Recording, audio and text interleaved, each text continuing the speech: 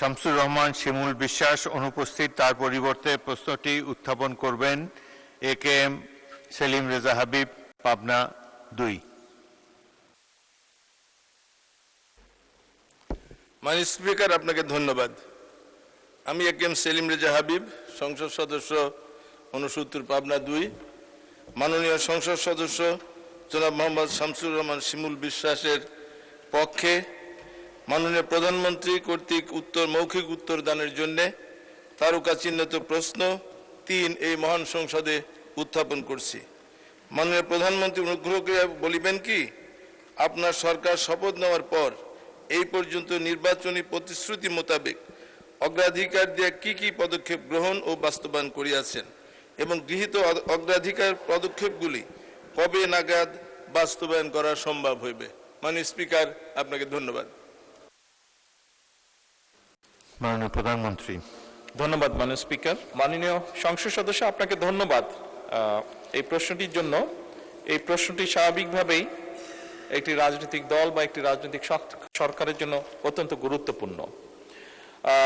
মাননীয় স্পিকার, সরকারের নির্বাচনী ইশতেহারে ঘোষিত কার্যক্রমসমূহ বাস্তবায়নের সকল মন্ত্রণালয় বিভাগ 180 দিন 2026-27 অর্থবছর এবং আগামী 5 বছরের জন্য কর্মপরিকল্পনা প্রণয়ন করেছে এবং তা বাস্তবায়নের জন্য এরই ভিতরে প্রয়োজনীয় উদ্যোগও গ্রহণ করেছে। কতগুলোর কাজ এর মধ্যে শুরুও করে দিয়েছে মাঠ পর্যায়ে। মাননীয় স্পিকার, ব্যক্তি নয়, পরিবারই উন্নয়নের মূল একক। এই দর্শনে প্রান্তিক এবং নিম্ন আয়ের পরিবারগুলোকে সুরক্ষা দিতে পরিবারের নারী প্রধানকে ফ্যামিলি কার্ডের মাধ্যমে মাসিক 2500 টাকা প্রদানের কার্যক্রম এরই মধ্যে শুরু হয়েছে। পাইলট পর্যায়ে এ পর্যন্ত 36টি ইউনিটের 60,000 পরিবারকে এই ফ্যামিলি কার্ড প্রদান করা হয়েছে এবং আগামী অর্থ বছরে ইনশাল্লাহ আমরা টার্গেট করেছি মাননীয় স্পিকার, সমগ্র বাংলাদেশে আমরা প্রায় 41 লক্ষ 20,000 টু বি প্রিসাইজ। মাননীয় স্পিকার, টু বি প্রিসাইজ খুব সম্ভবত 41,20,000 পরিবারের হাতে, আমরা নারী প্রধানের হাতে এই কার্ডটি তুলে দিতে ইনশাল্লাহ সক্ষম হব। কৃষির উন্নয়ন এবং কৃষকদের ইউনিক পরিচয় নিশ্চিতকরণের ন্যায্য মূল্যে কৃষি উপকরণ, সরকারি ভর্তুকি ও প্রণোদনা, স্বল্প মূল্যে সেচ সুবিধা, সহজ শর্তে কৃষি ঋণ যন্ত্রপাতি প্রদানের লক্ষ্যে 14 এপ্রিল 2026 এই তারিখে মাননীয় স্পিকার কৃষক কার্ড বিতরণের কার্যক্রমের উদ্বোধন করা হয়েছে। প্রি পাইলটিং পর্যায়ে দেশের 8টি বিভাগের 10টি জেলায় 11টি উপজেলায় 11টি কৃষি ব্লকে এই কার্যক্রম সম্পাদন করা হয়েছে। এ পর্যন্ত 20,748 জন কৃষককে কৃষক কার্ড প্রদান করা হয়েছে। এছাড়াও মাননীয় স্পিকার, নির্বাচনী অঙ্গীকার বাস্তবায়নের লক্ষ্যে সরকার শস্য, ফসল, পশুপালন ও মৎস্য খাতে 10,000 টাকা পর্যন্ত কৃষি ঋণ মওকুফ করেছে। এই লক্ষ্যে সরকার ইতিমধ্যেই 1,567 কোটি 96 লক্ষ টাকা বাজেটে বরাদ্দ করেছে।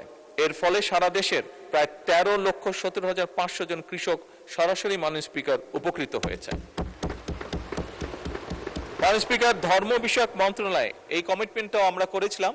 বাংলাদেশে আমাদের মুসলমান হিসাবে আমাদের মসজিদ মাদ্রাসাগুলোতে বহু খতিব সাহেব আছেন, ইমাম সাহেব মসজিদ আছেন। এর বাইরে অন্যান্য ধর্মে যে ধর্মীয় ব্যক্তিত্ব আছেন, ধর্মগুরু যারা আছেন, এদের মধ্যে বহু মানুষ বেশ মানবতর জীবনযাপন করেন মাননীয় স্পিকার। এবং সেজন্যই আমরা নির্বাচনের পূর্বে আমাদের দলীয় অবস্থান থেকে আমরা নির্বাচনী ইশতেহারেও ঘোষণা করেছিলাম যে আমরা সরকার গঠনে সক্ষম হলে আমরা এই মানুষগুলোর পাশে দাঁড়ানোর চেষ্টা করব, সহযোগিতার হাত সরকার থেকে আমরা বাড়িয়ে দেব। সেই লক্ষ্যকে সামনে রেখে মাননীয় স্পিকার ধর্ম বিষয়ক মন্ত্রণালয় হাতে 180 দিনের অগ্রাধিকার কর্মসূচির আওতায় 4,908টি মসজিদ, 990টি মন্দির, 144টি বৌদ্ধ বিহার, প্যাগোডা এবং 396টি গির্জায় কর্মরত ব্যক্তিবর্গকে মাসিক সম্মানী প্রদান করা হচ্ছে মাননীয় স্পিকার, এবং আগামী বাজেটে এটি সংখ্যা আরো বাড়বে মাননীয় স্পিকার ইনশাআল্লাহ। মাননীয় স্পিকার, আগামী 180 দিনের কর্মসূচির আওতায় জনগণকে ই-হেলথ কার্ড প্রদানের একটি উদ্যোগ আমাদের রয়েছে।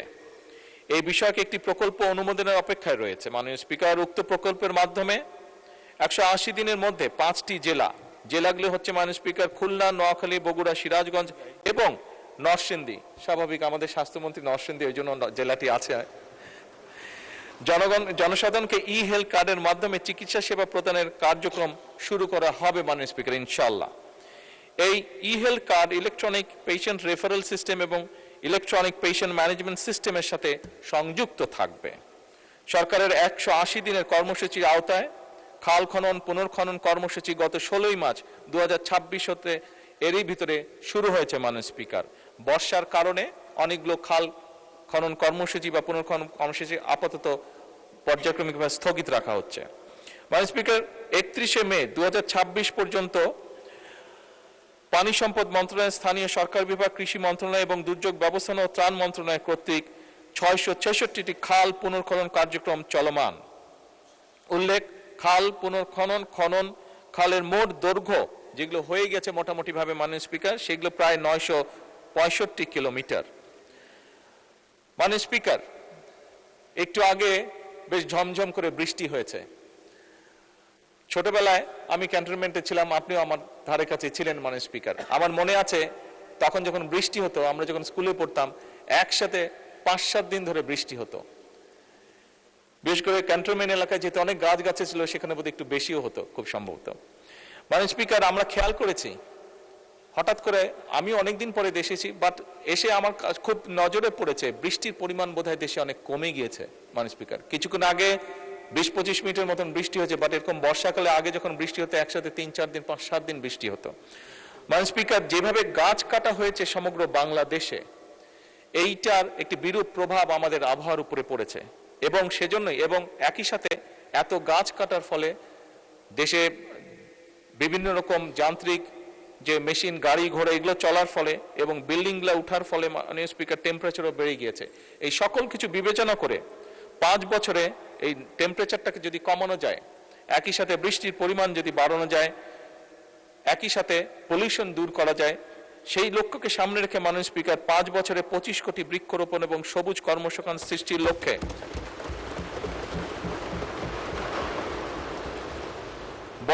বনায়ন সৃজনের জন্য ইতিমধ্যেই উদ্যোগ গ্রহণ করা হয়েছে মাননীয় স্পিকার। আসন্ন বর্ষা মৌসুমে আমরা চেষ্টা করছি ইনশাআল্লাহ 3,14,00,000 চারা আমরা রোপণ করব সারা দেশে। বৃক্ষরোপণ অনুষ্ঠান সম্পাদন করার জন্য স্থানীয় সরকার এবং এনজিওদের মধ্যে এরই মধ্যে মাননীয় স্পিকার সমন্বয় করা হয়েছে। মাননীয় স্পিকার, এই সংসদে দাঁড়িয়ে আমি বলেছিলাম একদিন যে বিগত অনেকগুলো বছর আমাকে বিদেশে বাধ্য হয়ে থাকতে হয়েছে, কিন্তু সেই সময় আমি দেখেছিলাম সেই দেশের শিশুরা কি সুন্দর জুতা জামা কাপড় পরে স্কুলে যায়, এবং আমার তখন ইচ্ছা ছিল কোনোদিন যদি আল্লাহর রহমতে সুযোগ পাই চেষ্টা করব এই দেশের শিশুদেরকেও যাতে এরকম একটি ব্যবস্থা করা যায়। এবং তারই অংশ হিসাবে মাননীয় স্পিকার, আগামী অর্থ বছরে সরকারি প্রাথমিক বিদ্যালয় বর্তমান সরকার ইনশাআল্লাহ 2 লক্ষ শিশুর মাঝে বিনামূল্যে স্কুল ড্রেস বিতরণ করার পরিকল্পনা গ্রহণ করেছে। এছাড়াও বিভিন্ন স্কুলে পর্যায়ক্রমিকভাবে 1 টিচার 1 ট্যাব পরিকল্পনা বাস্তবায়নের কাজ শুরু হয়েছে মাননীয় স্পিকার। এবং শুধু স্কুল ড্রেস নয়, স্কুল ড্রেসের সাথে বাচ্চারা যে তাদের খাতা কলম বই নিবে তার জন্য আমরা একটি ব্যাকপ্যাকও তাদেরকে দিব, যেই ব্যাকপ্যাকটি সম্পূর্ণভাবে তৈরি হবে বাংলাদেশে, এবং একসময় যে বাংলাদেশের সোনালী আঁশ পাট বলতে আমরা যেটিকে জানি, সেই পাট দিয়ে এই ব্যাগ তৈরি করা হবে মাননীয় স্পিকার। মাননীয় স্পিকার, কারিগরি ও মাদ্রাসা শিক্ষা প্রতিষ্ঠানসমূহ বাস্তবায়নে আগামী 100 দিনের মধ্যে দেশের 2336টি কারিগরি এবং 8232টি মাদ্রাসা শিক্ষা প্রতিষ্ঠানে ফ্রি ওয়াইফাই চালু করা হবে। মাননীয় স্পিকার, সারা দেশে শহর ও গ্রাম অঞ্চলে খেলার মাঠ নির্ধারণ ও অবকাঠামো উন্নয়নে কর্মকৌশল নির্ধারণে কেন্দ্রীয় পর্যায়ে গঠিত কমিটি কাজ করছে। প্রতিটি ইউনিয়ন ও উপজেলায় যথাক্রমে 8 বিঘা ও 10 বিঘা করে উন্মুক্ত খেলার মাঠ তৈরির পরিকল্পনা রয়েছে। মাননীয় স্পিকার, আমরা গতকাল এখানে আলাপ করছিলাম, বিরোধী দলীয় কয়েকজন সংসদ সদস্য, আমাদের দলের থেকেও কয়েকজন সংসদ সদস্য একটি বিষয়ে কনসার্ন এক্সপ্রেস করেছেন, সেটি হচ্ছে যে নেশা বা ড্রাগের একটি বিষয় যেটি আস্তে আস্তে ছেয়ে ফেলছে যুব সমাজকে। আমি ব্যক্তিগতভাবে দৃঢ়ভাবে বিশ্বাস করি, আমরা যদি আমাদের সন্তানদের জন্য খেলার মাঠ তৈরি করতে পারি, তাদেরকে খেলার ব্যবস্থা তৈরি করতে পারি, অনেকাংশেই এই অভিশাপ থেকে আমরা বের করে আনতে সক্ষম হব আমাদের পরবর্তী প্রজন্মকে। এবং সেই লক্ষ্যকে সামনে রেখেই মাননীয় স্পিকার, খেলাধুলার জন্য মাঠ বা খেলার ব্যবস্থা আমরা এই পরিকল্পনাটি গ্রহণ করেছি।